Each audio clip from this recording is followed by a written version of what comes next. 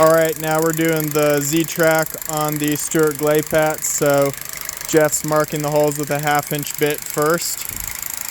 And like I mentioned in another video, the center of the holes for the Z-track, if they're from Stewart Glapat, are supposed to be 11 1/8 inch from the center of the wheel groove track.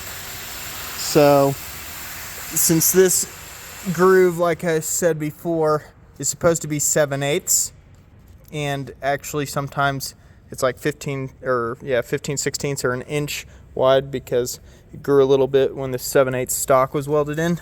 So what I'll do is, instead of going to center of track, I'll go to the edge. I'll go 7/16 to the edge of this track, and then I'll mark 11 1/8, which you see originally our chalk line from just what we got from the drawings is a little bit off.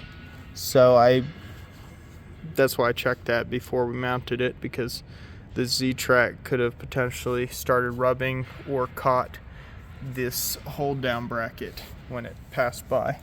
So as you can see, 11 1/8 is like an 1/8 inch, maybe a little more than that chalk line. So you can see the holes are a little bit further back than that chalk line, and that way that Z-track won't rub. So I just lined this Z-track up with the holes that we drilled, and as you can see, we've got about a 1/4 inch gap between this hold down bar and the Z-track, and that is about a 1/4 inch of space when the wheel is close to the center. It seemed to still have maybe 3/16 or a 1/4 in some other areas on the other truck loader when the wheels were all the way, when the truck loader walked to this side of that groove. So it's definitely not going to rub. And then we just set it on some 2 5/8 cut 2x4 blocks, so we'll hold it up while we're doing epoxy anchors. All right, Jeff just finished the 1/2 inch marks using this as a template. And actually, I misspoke before on another video, and these holes are actually 9/16, but it still isn't large enough to fit a 9/16 masonry bit. See, so that's why we have to first pre-drill. Yeah, it doesn't go in. So you gotta first pre-drill a 1/2 inch hole. So actually these might have to be, if the design is changed at Stewart Glapat, they might actually have to be like 5/8 inch or whatever is necessary to fit a 4-prong 9/16 masonry bit, so that you don't have to, move the tracks and keep messing around. All right, and now Jeff is starting the 9/16 holes after that's moved out of the way, and they're pre-drilled. 2 lasers to try to keep your hammer drill vertical, keep the holes pretty close to perfect. And then you see he's got a little piece of electrical tape on the drill bit, because right there. So we're making these holes 5 inches deep. I think that the minimum for these anchors to keep these held down is 4 1/4 inches. So we go a little bit deeper. So we'll go down 5 inches. You can always do a test hole first to make sure that's not too deep for the concrete you have, because you don't want to go through the concrete and then the epoxy can drain out the bottom. Now we're blowing. I'm sure this silica dust is good for us. And then after we blow, brush, and then blow, we'll blow 3 times and brush twice. Get those holes clean. If you buy these Hit Z anchors from Hiliti, they're special design, so you don't have to clean your holes out. Saves time, costs a little extra, but probably saves you money, labor in the long run. If you're using just thread rod, then you gotta do a bunch of blowing and brushing and get it super clean, because They're not like the Hiliti hit Z's. Now that they're blown, then with brush, I like to go down and then spin right before coming back up. Seems to not tear up the brush quite as bad, instead of, you know, immediately trying to reverse all those little metal fingers. Down, twist, up. Now we'll blow again. For low air demand things, this works okay, this Hilti compressor.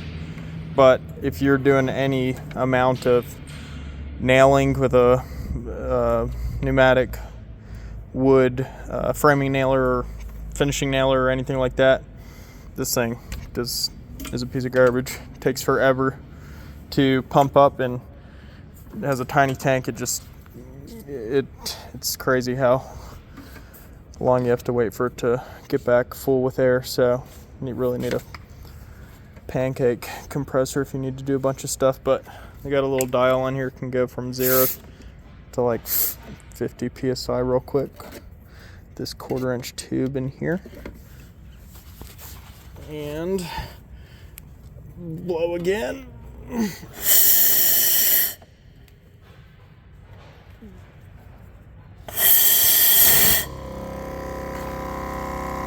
And brush and blow. Alright, now that they're all clean, put the Z-track back over them and just popped in all the anchors to make sure that they fit, and then raise the nuts up a little bit.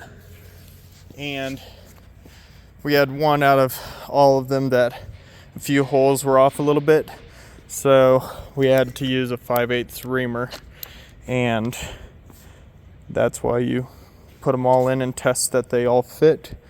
And you don't want them tight. You don't want to, you know, anchor potentially being hard up against the hole and having no epoxy between the metal anchor and the concrete wall of the hole. So now we're going to get our epoxy ready and get these going here. All right, we've already done a few. Just getting the epoxy out of the way if you put in too much. I always don't put it in those two yet, but you want it to leak out a little bit so that you know you put in enough to fill the hole. And now I'm getting another tube here ready.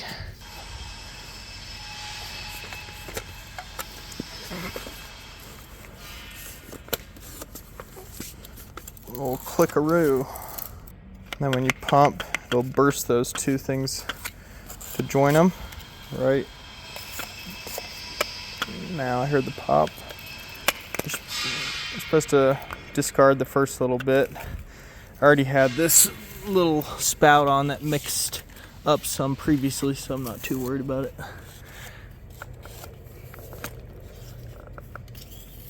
That one's probably gonna have too much because I put some in earlier. You're screwed. Watch it squirt out on this one. He's gonna go in and turn as he goes down so it doesn't make air bubbles too much. See, I knew I put too much in.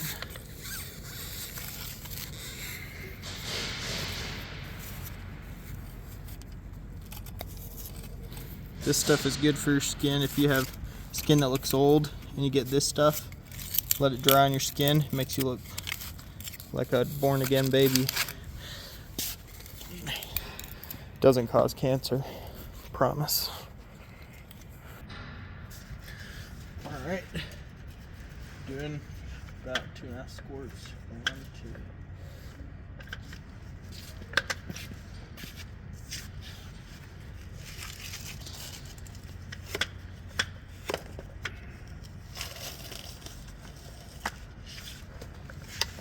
One, 2.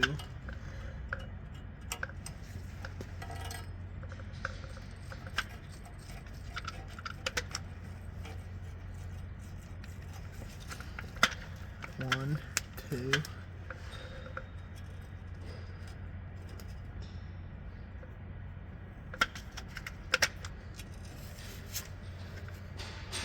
Why do we put washers on these?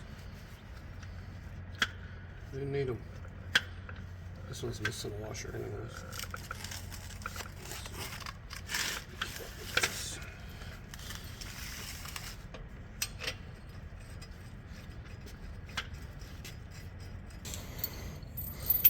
now. I think cure time on this is pretty short. I forget if it's like 45 minutes or a couple hours, but no one's going to be using this for a couple of weeks till it's powered up and everything. So we'll just wait a few hours or maybe till tomorrow, and then we'll go and snug those down.